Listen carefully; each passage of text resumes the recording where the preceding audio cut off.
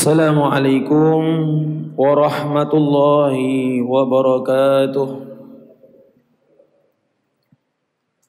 Alhamdulillah wassalatu wassalamu ala Rasulillah sayyidina wa habibina wa syafi'ina wa qudwatina maulana Muhammadin ibni Abdillah wa ala alihi wa sahbihi wa man walah.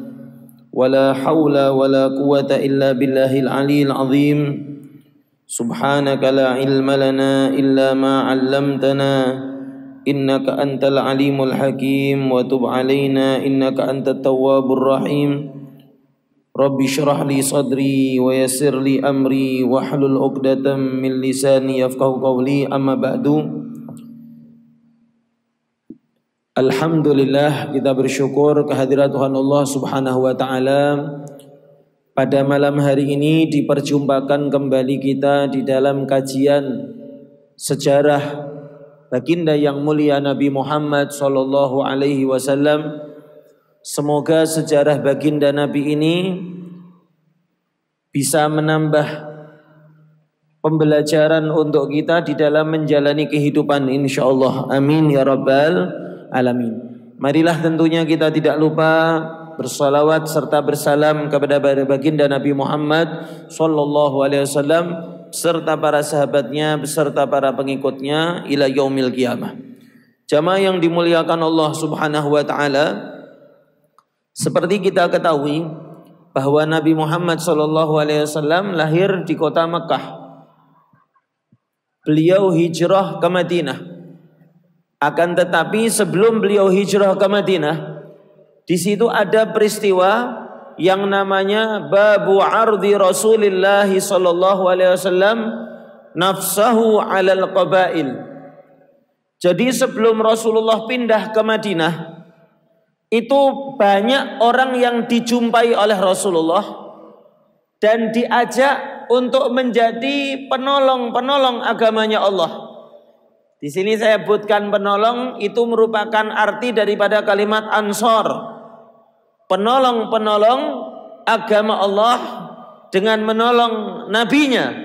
Seperti dikatakan oleh Nabi Isa alaihissalam, man ansari ilallah. Siapa orang yang siap menolongku untuk Allah? Qalal hawariyuna nahnu ansarullah. Maka berkata hawari, orang-orang terdekat Nabi Isa alaihissalam, kami orang-orang yang siap menolong agama Allah. Sebetulnya kesempatan itu pernah ditawarkan kepada orang-orang sebelum orang Madinah. Diceritakan dari Sayyidina Abdullah bin Abbas radhiyallahu anhuma. Ini percakapan Nabi dengan sahabat-sahabatnya kepada orang-orang yang pernah hampir mendapatkan gelar radhiyallahu anhum wa radu'an. Dan apa hikmah-hikmah yang kita ambil di dalam kajian ini? Annahu sallallahu alaihi wasallam laqiya jama'atan min Bani Syaiban bin Tha'labah. Jadi Rasulullah berjumpa dengan orang-orang dari keluarga Syaiban bin Tha'labah. Siapakah yang mendampingi Rasulullah pada saat itu? Yang mendampingi Rasulullah pada saat itu ialah Sayyidina Abu Bakar dan Sayyidina Ali.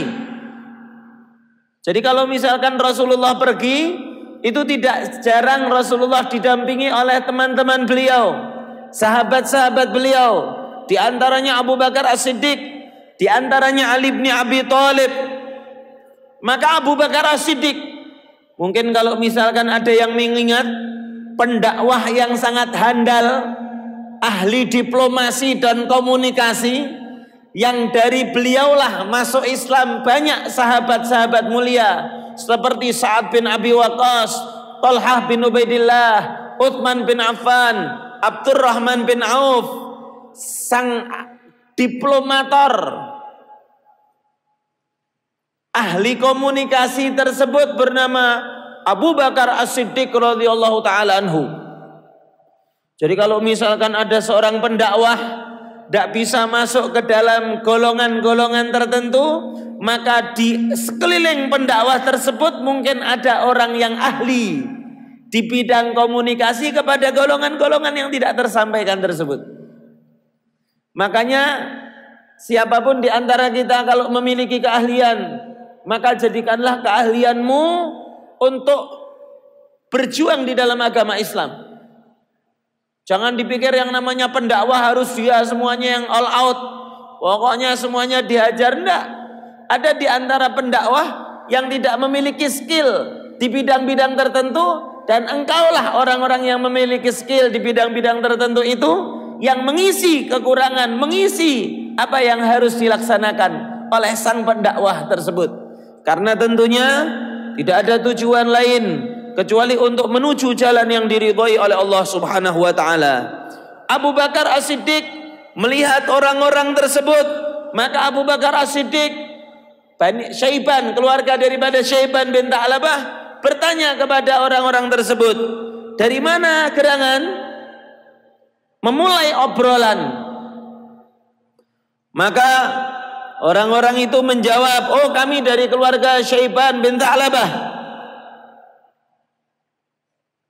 Maka melihat tampangnya, perawakannya, maka Abu Bakar berkata kepada Rasulullah SAW, wahai Rasulullah, ayah dan ibuku menjadi tebusannya. Mereka ini inti daripada keluarga Syaiban bin Tha'labah tersebut. Ada satu golongan di antara golongan tersebut, pemuka-pemuka golongan, sesepuh, para tetua, yang kalau tetua ini ngomong apa, orang lain udah banyak yang manut.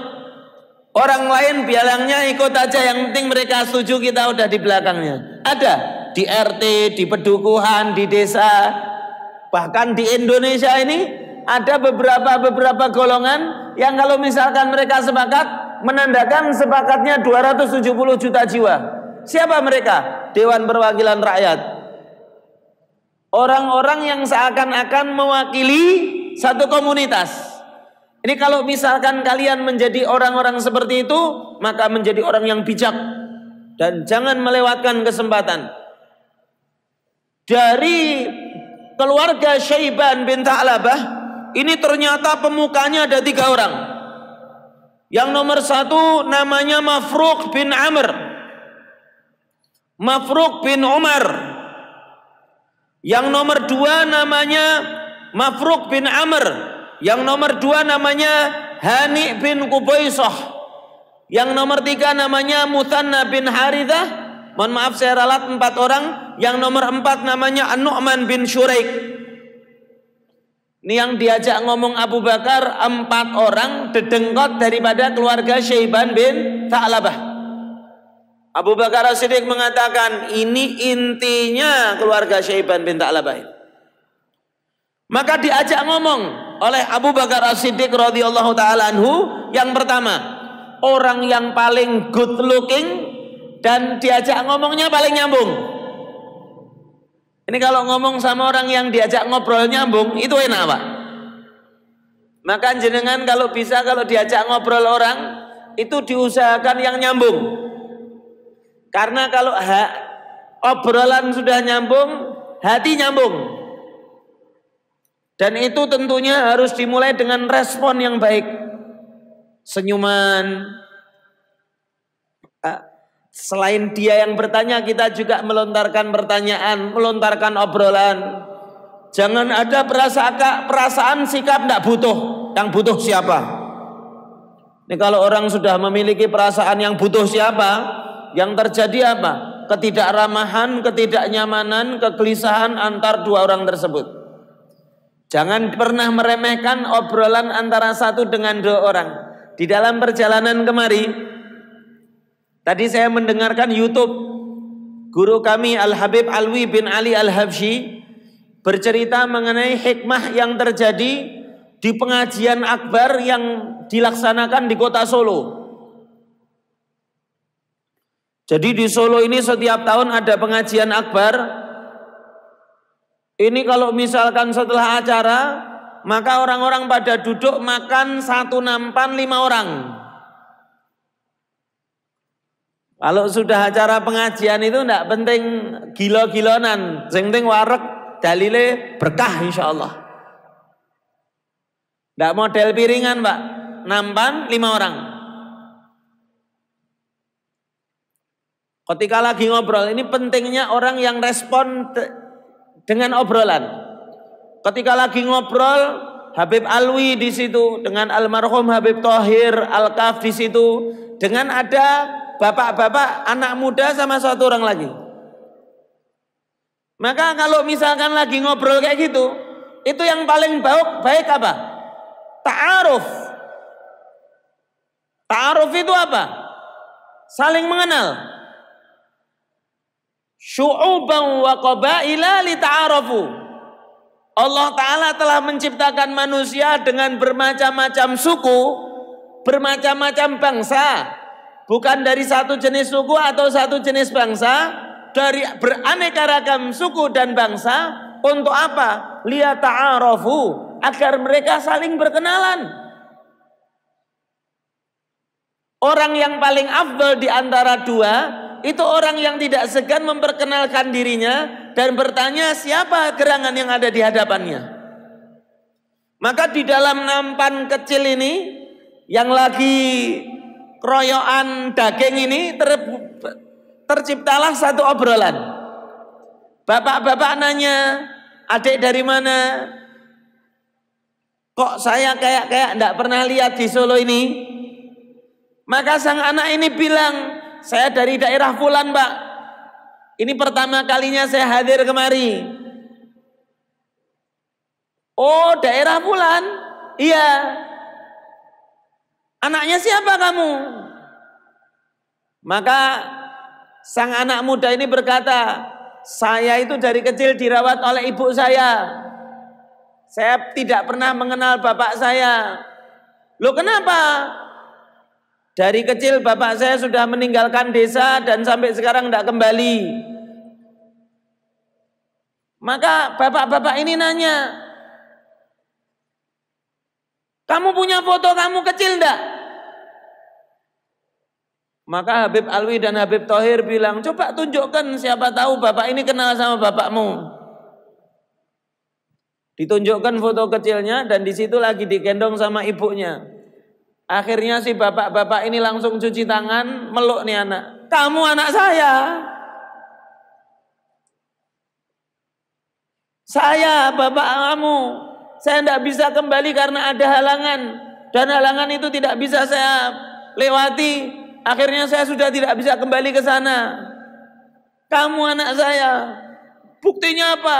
Tunjukkan bukti dan akhirnya betul ketemulah antara bapak dan anak di majelis pengajian. Subhanallah. Ini pastinya terwujud karena ada komunikasi yang baik. Coba bayangkan kalau sang anak ketika ditanya sama bapak itu dia tidak respon, apa yang terjadi? Mungkin tidak tahu kalau itu bapaknya.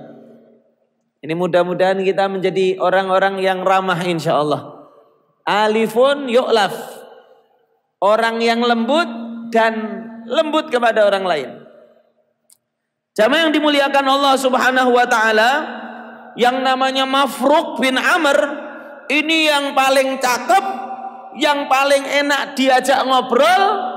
Bahkan ini saking cakepnya dia punya hiasan rambut. Jadi kalau zaman dulu itu kepang untuk seorang laki-laki itu bukan suatu yang aib. Ghadiratan.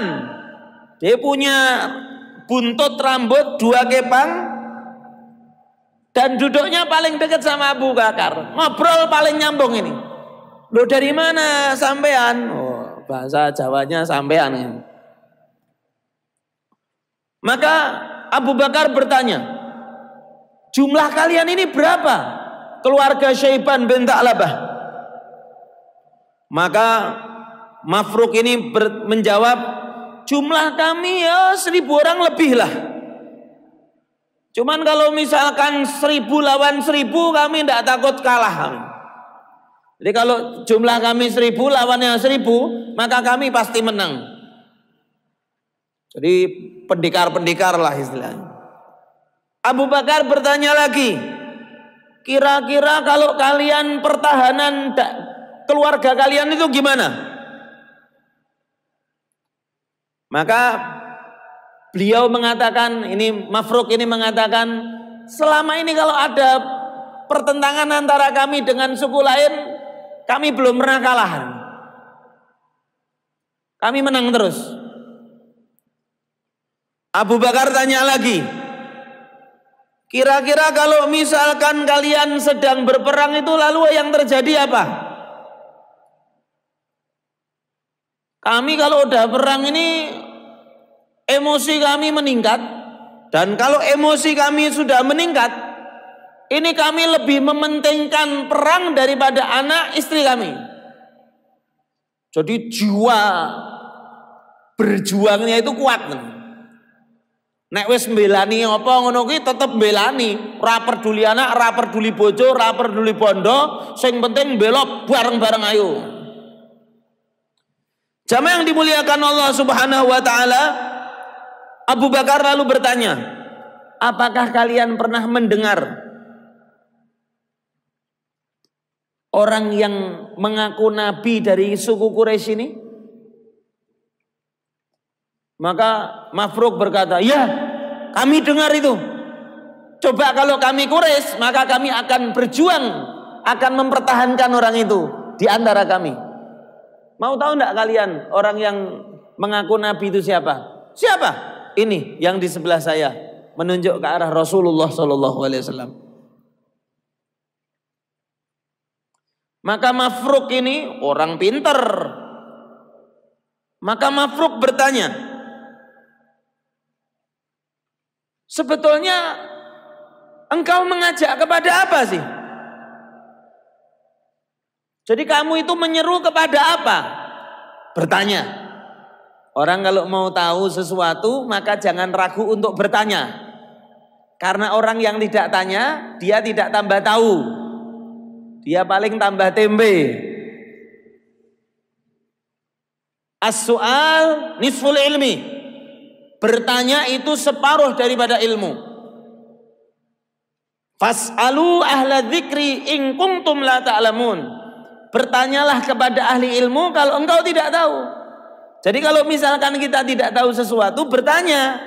Karena bertanya itu ialah kunci daripada ilmu.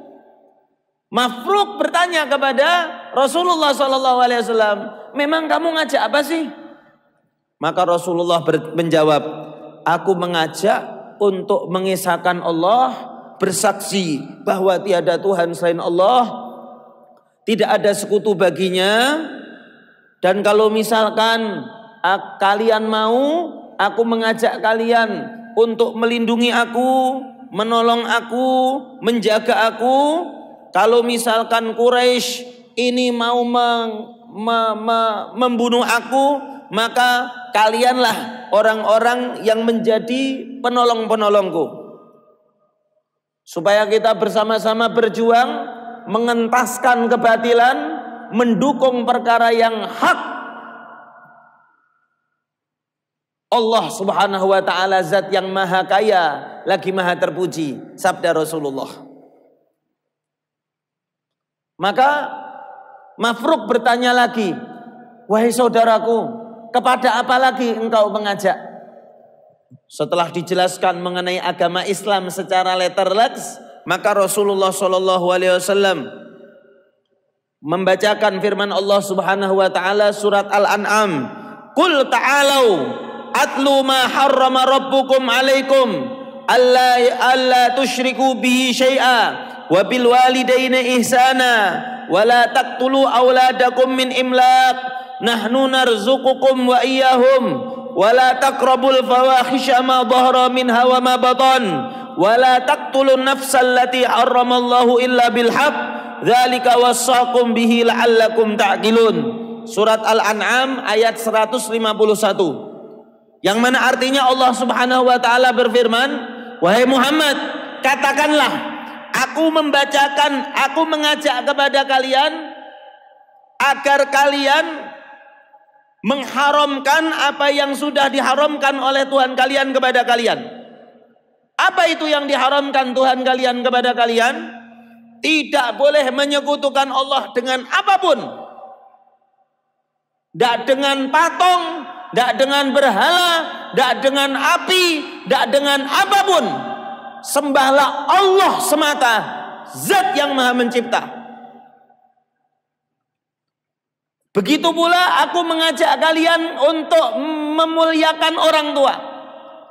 Begitu pula aku mengajak kalian agar tidak membunuh anak-anak kalian karena takut miskin.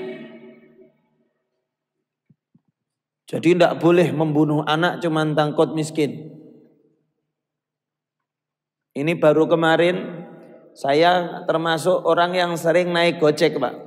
Ini pengalaman yang mungkin saya kira bisa diberbagi. Dan kalau naik Gojek ini yo karena podo-podo wong Jogjane ngono anane mung nyambung wae. Pernah di antara tukang Gojek non muslim. Bro, dari mana bro?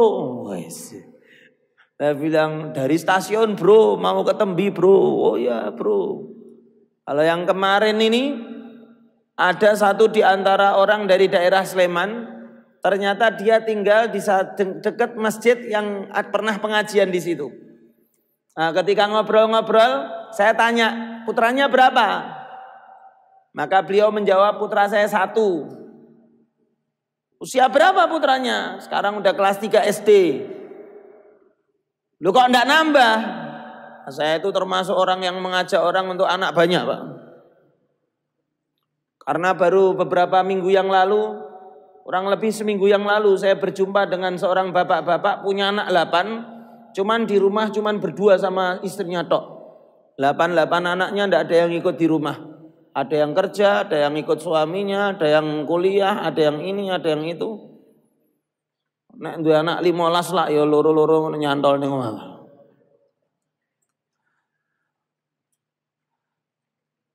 Habib, ini bapak-bapak bilang anaknya berapa? 1, kelas berapa? 3 SMP. Kok enggak nambah lagi, Pak? Maka jawaban orang Jawa belum dipercaya, Mas. Sebetulnya pengen. Loh, kabeh po? Iya, setelah lahiran anak pertama saya kabeh 2 tahun.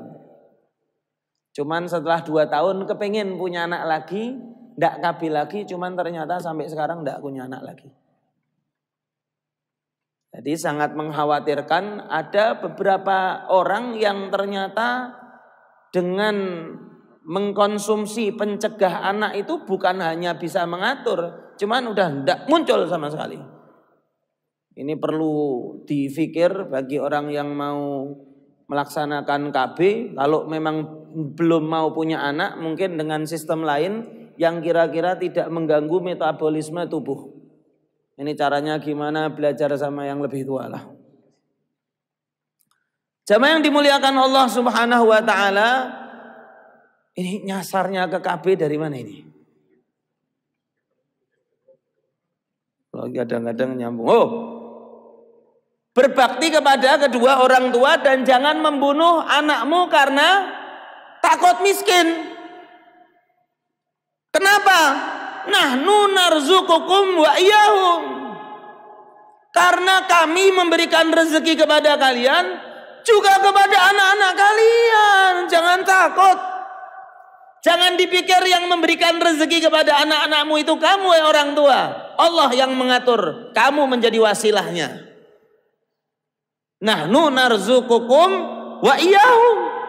Kamilah yang memberikan rezeki kepada mereka, Allah. Dan mereka juga itu yang ngatur rezeki mereka, Allah, bukan kamu. Jangan bunuh anakmu karena takut miskin. Wala taqrabul fawahisha ma dhahara minha ma batan. Jangan mendekati hal-hal yang buruk, baik yang tampak ataupun yang batin. Masya Allah. Masya Allah.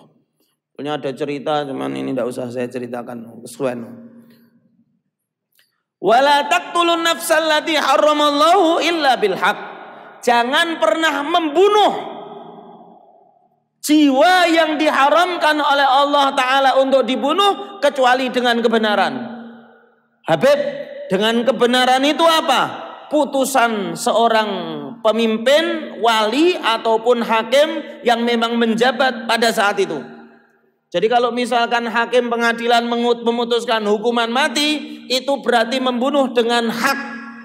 Jangan dipikir al-ghojona terus, wah aku dosa mateni wong. Ndak. Kamu membunuh atau menjadi tim eksekusi itu dengan kebenaran. Kenapa? Karena perintah daripada seorang hakim, seorang pemutus, pemvonis satu hukuman. Beb, ini orang sudah pantas hukuman mati. Terus daripada dia dibunuh sama tim eksekusi polisi, mending tak bunuh saya saja. Haram. Kamu tidak memiliki kapasitas untuk membunuh. Yang berhak untuk menjatuhi hukuman mati ialah sang hakim, dan sang hakim memerintahkan siapapun yang ditugaskan untuk membunuh. Yang membunuh ini dosa enggak membunuh? Enggak, karena hak. Ini kalau misalkan mendengar hukuman mati, berapa banyak di antara orang-orang yang membunuh berkali-kali, seharusnya dia pantas untuk mati, cuman dia dilindungi oleh hukum yang tidak pas. Terus mateni wong 100, ameh dipateni terus muni hak asasi manusia, biarkan dia hidup. Coba kalau dia mati dari dulu-dulu wong 100 kira mati. Mudah-mudahan Allah Ta'ala jadikan orang-orang yang memiliki keinginan untuk berbuat buruk diberikan hidayah oleh Allah Subhanahu wa Ta'ala. Amin ya rabbal. Dzalika wasaqum bihi la'allakum ta'qilun. Itulah yang diperintahkan oleh Allah Ta'ala. Semoga kalian menjadi orang-orang yang berakal, yang bisa mikir. Mafruq, orang yang pintar, orang yang memiliki intelektual. Dia berkata apa? Ma hadza min kalami ahlil ardi arafnah. Ini bukan perkataan penduduk bumi ini. Saya tidak pernah mendengar perkataan manusia yang indahnya seperti ini. Shallu ala Nabi Muhammad. Masih belum lega. Mengajak kepada apa lagi engkau wahai saudaraku? Maka Rasulullah membaca lagi. Innallaha ya'muru bil adli wal ihsani wa ita'i dzil qurba wa yanha 'anil fakhsya'i wal munkari wal bagh ya'idzukum la'allakum tadhakkarun. Surat An-Nahl ayat 90, di mana Allah Ta'ala berfirman, sesungguhnya Allah memerintahkan kalian dengan keadilan, dengan kebaikan, dengan mendatangi kerabat-kerabat, dan Allah melarang kalian untuk berbuat yang buruk, berbuat yang mungkar, dan berbuat yang zalim. Ya'idzukum, Allah mengingatkan kalian, la'allakum tadzakarun,